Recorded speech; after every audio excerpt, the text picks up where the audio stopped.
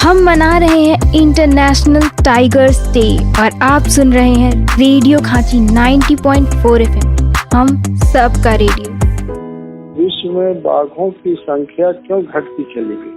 हाँ, जबकि बाघ इतने ज्यादा थे तो किसी भी वन्य प्राणी को रहने के लिए या सर्वाइवल के लिए, जीवित रहने के लिए हमें 3 महत्वपूर्ण सोपान चाहिए। बिल्कुल। नंबर 1 उनका आवास प्रवास, है ना? नंबर 2 पानी की व्यवस्था, है ना? और नंबर 3 उनका खाद्य पदार्थ। तो बाघों के संबंध में यदि हम बात करें तो हमें सघन वन प्रदेश चाहिए, जहाँ झाड़ियाँ भी हों और बड़े बड़े पेड़ भी हों, मतलब एक आइडियल फॉरेस्ट हमको चाहिए और एक प्रे बेस चाहिए हमको। जैसा कि मैंने बताया कि एक बाघ के लिए कम से कम 50 से 60 शाकाहारी जंतु वार्षिक रूप में उपलब्ध होना चाहिए। बिल्कुल, है ना? और उसके बाद जब भोजन हो जाएगा तो पानी की व्यवस्था होनी चाहिए। अब कालांतर में ये हुआ कि देश की, विश्व की, खास के एशियन कंट्रीज में जहाँ बाघ थे, यहाँ पे आबादी बढ़ती चली गई। आबादी बढ़ती चली गई तो हमने क्या किया कि वनों को काटना शुरू किया। हाँ, वहाँ पे से विकास के अंधाधुंध दौर में हमने वन्य प्रदेशों को एक तरह से उजाड़ना शुरू कर दिया। हाँ, तो हमने बाघों के आवास प्रवास को नष्ट किया। जब वनों को नष्ट करते हैं तो वन जो है सिर्फ जंगल नहीं है, वो बहुत ही बड़ा अपने नीचे, है ना, जलों का भंडार समेटे हुए रहता है। इसीलिए हम कहते हैं कि forest are the natural dams also. हाँ, देखिए नदियाँ, झरने सब उसी से निकलती हैं। तो ये वन जो है, उनके जड़ जो है वो मृदा का संरक्षण करते हैं, मिट्टी का संरक्षण करते हैं, जल का संरक्षण करते हैं। जब वनों का ये हुआ, विनाश हुआ, उनको नष्ट किया गया, हैबिटेट का हुआ, तो पानी और जल स्रोतों का भी कमी हो गई। अब ये जब दोनों स्रोत खत्म हो गए तो क्या कहते हैं कि जो शाकाहारी जीव जंतु हैं उनकी संख्या में कमी आ गई। उनके में संख्या में कमी आ गई। बिल्कुल। तो कुछ लोग इन शाकाहारी जीव जंतुओं का शिकार भी करते हुए जब देखे जाते हैं, है ना? हमने हर तरह से पूरा बाघ को स्ट्रेस में डाल दिया, है ना? हालांकि इनकी प्रजनन क्षमता बहुत अच्छी है। मैं आपको बताऊं कि एक बार में ये 3 से 4 बच्चों को जन्म देते हैं और मात्र 103 से 107 दिनों का इनका गर्भावस्था होता है।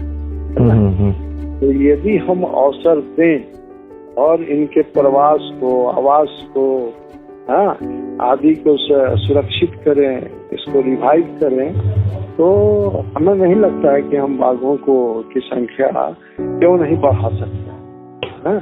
बिल्कुल सर, बाघों की संख्या बढ़ा सकते हैं सर, लेकिन एक सवाल इसमें यही बनता है कि चूंकि एज ए आप संरक्षक रहे हैं, प्रधान मुख्य संरक्षक पद पर रहे हैं वन्य प्राणी झारखंड में, तो कई बार अपने जीवन काल में शिकारियों से जरूर सामना हुआ होगा आपका सर, जो बाघ का शिकार करते हैं। तो उनकी क्या मनोस्थिति होती है? अंतर्राष्ट्रीय बाजार में बाघ की किन चीजों की ज्यादा मांग है कि बाघों का हरण होता रहा है, बाघों को मारा गया है अभी? कुमार संभव जी, आपने बहुत ही प्रश्न किया है ना? और मैं आपको बताऊं कि यदि बाघों की स्थिति इतनी नाजुक हुई है पूरे विश्व में, है ना, तो वो उसके लिए सबसे बड़ा दोषी चीन है, जो आज कोविड के लिए भी जाना जा रहा है ना? तो चीन किस प्रकार दोषी है? चीन के भीतर आम जन मानस में ये प्रथा है कि बाघ के अंग प्रत्यंग मल मूत्र सहित है ना, सारे चीजों से वे दवाओं का निर्माण करते हैं।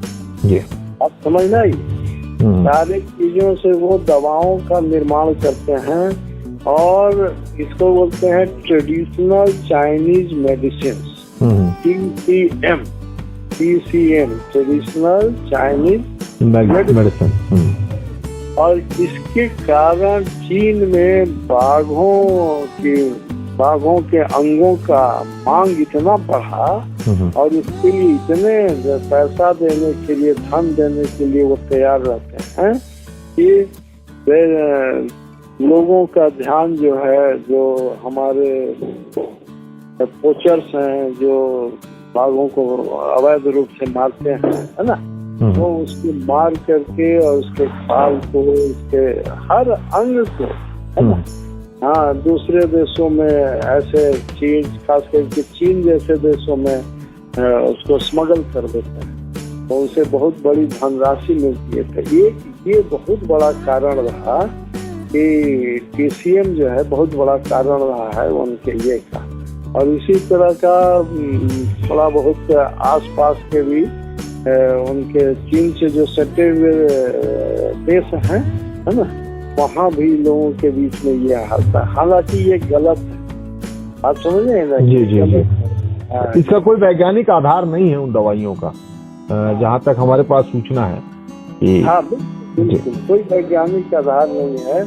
और मतलब क्या बताएं आपसे, वो उनके खून से लेकर के और उनके समझिए कि पेलेट से लेकर के और मूत्र से लेकर के वो सबका मतलब कि कुछ न कुछ कहते हैं कि ये हमारा उपयोग में आता है, दवाओं बनाने के उपयोग, दवा बनाने के उपयोग। ये एक बहुत बड़ा कारण है भारतीय बाघों की कमी में। और चूंकि 70% बाघ सिर्फ भारत में ही पाए जाते हैं, जो आंकड़े हमारे पास हैं उस हिसाब से देखा जाए तो। और सर सवाल एक ये बनता है कि अगर चिड़ियाघरों की बात की जाए, आप चूंकि central zoo authority of India के एडवाइजर भी हैं, इवैल्यूएटर भी हैं, तो वहां पर हमारे जो बाघ हैं उनकी क्या स्थिति है? कमोबेश बाघ चिड़ियाघरों में रहते हैं, जो बाघ वनों में रहते हैं, है ना। हाँ, तो कहते हैं ना कि वन में फूल मुस्काते हैं, हाँ, और बागों में फूल खिलते हैं। हाँ, तो वहाँ पे जो है चिड़ियाघर के जो बाघ होते हैं उनका इंक्लोजर बहुत ही छोटा होता है ना, और उनका खान पान बड़ा निश्चित रूप से होता है ना। तो चिड़ियाघरों का उद्देश्य वस्तुतः ये था कि हम यहाँ पे वैसे वन्य प्राणियों को विकसित करें, उनकी संख्या बढ़ाएं और बाद में इनको ले जाकर के वनों में छोड़ें, हाँ, ताकि वो उसका ये में घुल मिल सके वहाँ के माहौल में। हाँ हाँ, लेकिन हमारे चिड़ियाघरों का जो वातावरण, वनों का जो वातावरण है, वो दोनों में बहुत अंतर है ना। तो उसके चलते कुछ लोगों ने प्रयास किया कि बाघ के बच्चों को यहाँ बड़ा करके हम वनों में छोड़ें, लेकिन वो सफल नहीं हो पाया, है ना। तो सफल नहीं हो पाया क्योंकि बात बहुत स्पष्ट है ना कि यहाँ इनका बिल्कुल रूटीन है ना। हाँ, ठीक है, वो जीवित रहेंगे, वे प्रजनन भी करेंगे, वो सब कुछ करेंगे, है ना। जैसे यहाँ पे आप सुने होंगे कि हमारा जो बिरसा जैविक उद्यान है, यहाँ भी बाघिन ने बच्चों को जन्म दिया है, व्याघ्र बच्चों को जन्म दिया है। तो दोनों के रहन सहन, लालन पालन में बहुत अंतर होता है ना। हाँ, तो ये देख करके हम खुश हो सकते हैं कि जो चिड़ियाघरों में हम बाघों को रखे हैं, लेकिन वास्तविक प्रयास ये होना चाहिए कि हम अपने वनों में कैसे बाघों की संख्या को बढ़ाएं, बिल्कुल ना। ये इस पे प्रयास होना चाहिए और ये असंभव भी नहीं है यदि हम सभी लोग ठान लें, लोगों का सहयोग मिले, है ना। वन विभाग प्रयास कर ही रहा है, उसके साथ लोगों का भी सहयोग मिले, तो ये कोई बड़ी बात नहीं है ना। हम मना रहे हैं इंटरनेशनल टाइगर्स डे और आप सुन रहे हैं रेडियो खांची 90.4 FM। हम सबका रेडियो।